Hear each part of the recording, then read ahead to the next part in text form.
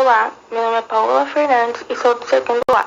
E de acordo com o Seminário de Anomalias Genéticas Humanas, irei falar sobre distrofia muscular.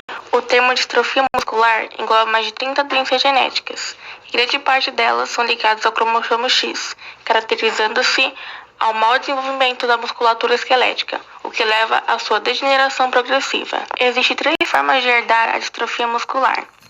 Tem a herança autossômica dominante, que é quando a criança recebe um gene normal e um dos pais é defeituoso do outro. Neste caso, é dominante, porque apenas um dos pais precisou passar o gene normal para resultar na doença. Herança autossômica recessiva. Neste caso, ambos os pais precisam ser portadores do gene defeituoso, transmitindo assim para seus descendentes. Neste caso, ambos os pais apresentam um gene alterado, mas não manifestam a afecção. Os filhos desses pais apresentam 25% de probabilidade de herdar as cópias do pai e da mãe, e assim desenvolver distrofia muscular. E por último, temos a herança recessiva ligada ao sexo, que acontece quando a mãe é portadora do gene defeituoso e um dos 2 cromossomos X transmite ao filho homem. Indivíduos do sexo masculino, filhos de mães portadoras do gene em questão, apresentam 50% de chance de herdá-lo. Mulheres filhas de mães portadoras do gene também apresentam 50% de chance de recebê-lo, mas normalmente só desenvolvem a doença, podendo ocasionalmente apresentar sintomas leves na distrofia muscular.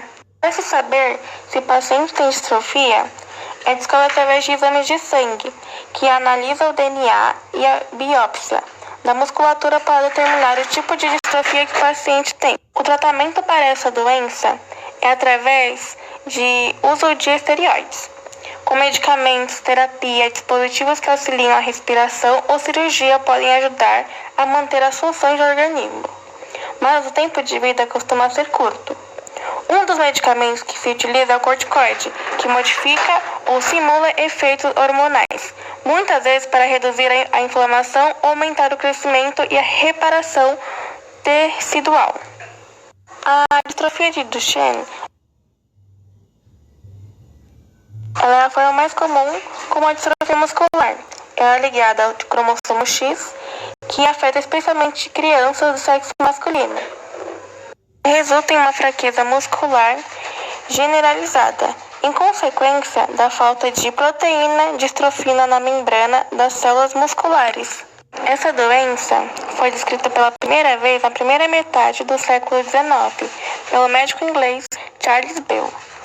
A pessoa que vem apresentar essa doença tem distrofia ou degeneração muscular.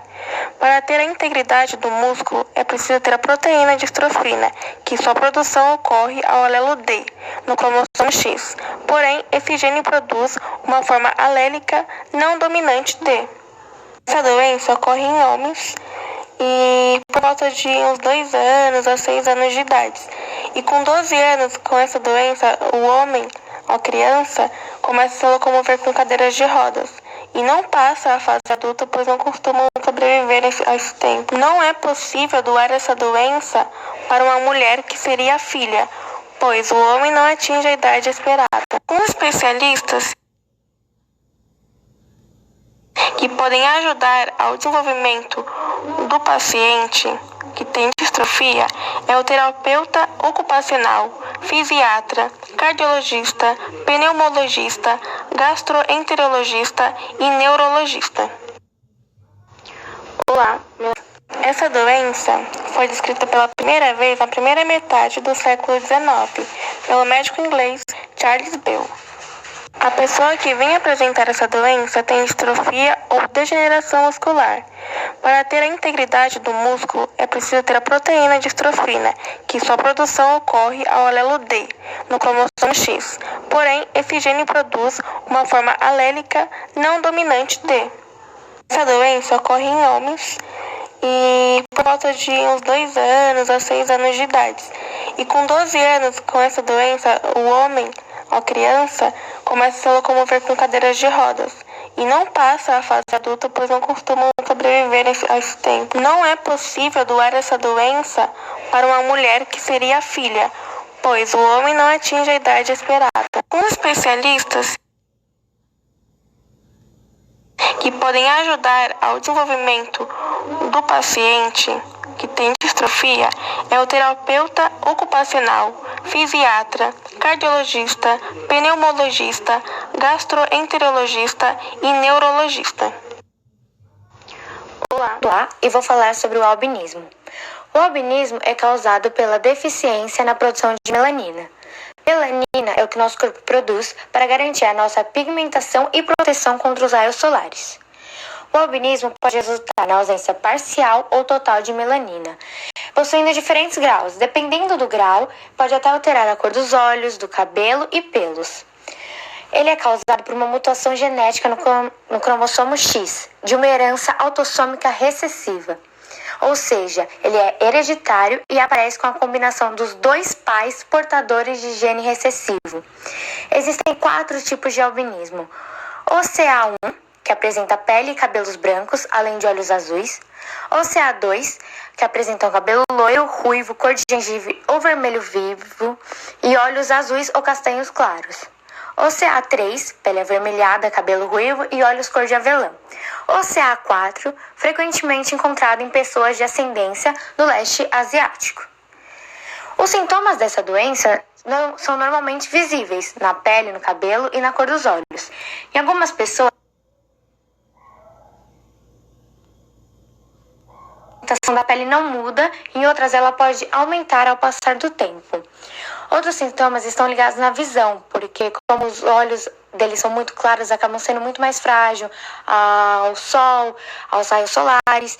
Então, algumas doenças ligadas ao albinismo são o estrabismo, a miopia, a hipermiopia, a fotofobia, astigmatismo e outras. O albinismo não tem cura, mas tem um tratamento que é limitado. Precisa de um atendimento oftalmológico, um acompanhamento de sinais na pele para que não agrave e chegue ao câncer de pele. E para ajudar no tratamento, os médicos ainda aconselham os pacientes a evitar ao máximo a exposição solar de alto risco. Especialistas também aconselham a estar preparado para a consulta, porque é possível você determinar um caso de albinismo apenas por uma observação clínica.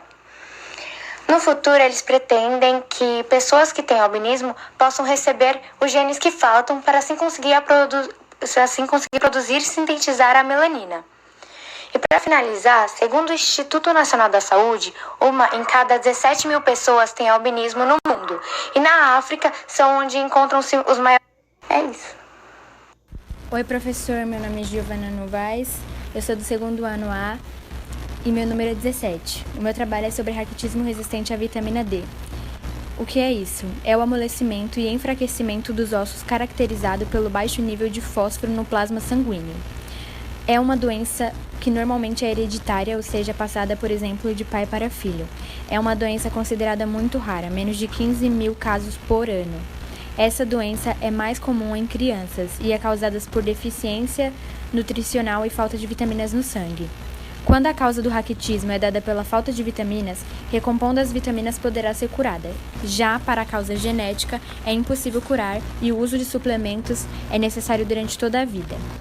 No Brasil, a causa mais comum é a genética, tomando em volta de 20 mil pessoas.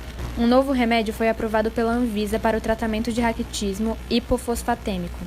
Essa mesma droga foi liberada nos Estados Unidos em 2018. É indicado para todas as faixas etárias. O remédio captura o FGF-23 e neutraliza. O mineral então não é mais tirado e volta a circular, fazendo assim com que a criança não cresça mais com deformidade. Porém, o remédio precisa ser usado com uma certa frequência.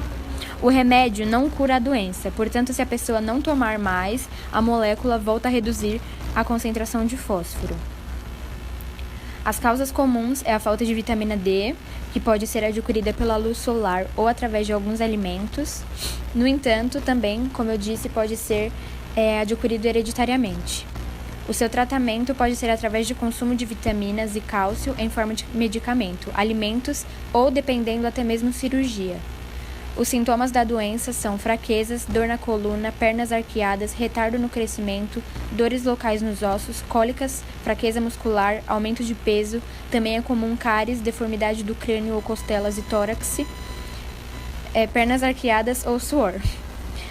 O surgimento costuma aparecer geralmente entre 3 e 18 meses de vida e a doença afeta igualmente crianças do sexo feminino e masculino.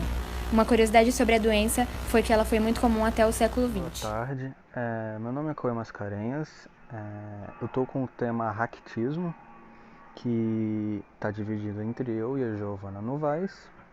Eu vou falar um pouquinho sobre a doença e alguns sintomas também, mas a parte mais desenvolvida relacionada a sintomas, em gerais é tudo com a Giovana. Bom, vou dar início aqui ao tema. O sintoma inclui retardo de crescimento e pernas arqueadas, fraqueza e dor na coluna, na pelvis e na perna, tá bom? O aumento do peso, a estatura abaixo do normal, o crescimento, a cárie, a deformidade, toda essa doença ela faz adquirida do tórax e das costelas. Deformidade do crânio, deformidade física, fratura óssea, suor nas pernas, tudo isso são alguns sintomas relacionados a essa doença, o raquitismo. Ele é dividido em dois tipos, o hiposfatêmico e hipercalcêmico. Apesar dessas doenças apresentarem causas diferentes, essas duas doenças têm semelhanças, que é a redução de fosfato no sangue. Tem algumas imagens aí, eu não sei como vai estar relacionado o áudio às imagens, mas após essas falas aí, vai ter algumas imagens para explicar, tá bom? Ele também pode ser confundido com osteomalacia e osteoporose. Eles têm em comum a deficiência na mineralização.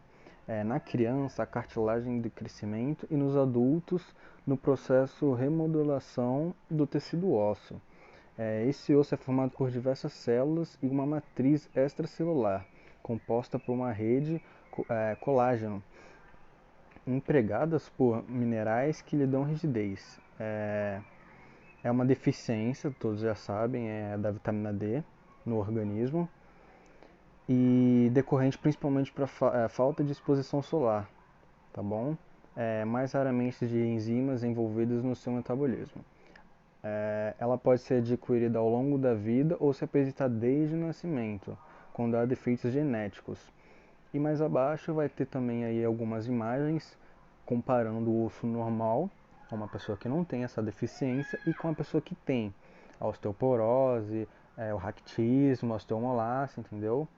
Vai estar especificando algumas imagens o que essa doença faz, tá bom?